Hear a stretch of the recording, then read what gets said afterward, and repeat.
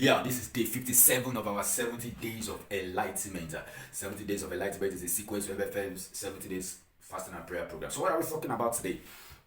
I think one of the greatest innovation that ever happened to the book called the Bible is the breaking down of the book into chapters and verses. Wow, it's so brilliant, and I believe that idea is divine.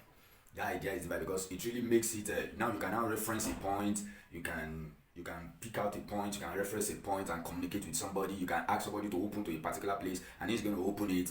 Because initially that book was not like that. For example, the epistles of Paul, it was a single letter. He wrote it from beginning to the end. It was a single letter. So the book of Genesis, it was a single book from beginning to the end. It wasn't broken into chapters and verses. So I believe, incidentally, that innovative idea, that divine idea, eventually came with some sort of disadvantages, and that is now we can now lift portion of that book out of the original meaning that the writer has.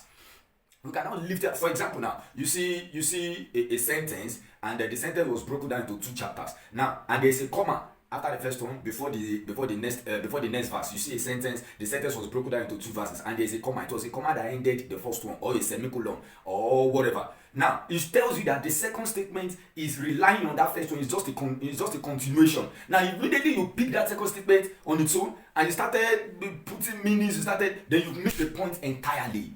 You miss, and that is why a lot of people can read the Bible now and they will say this is saying this is saying. No, originally it was a story, it was an intention, it was a communication that was meant to be understood holistically.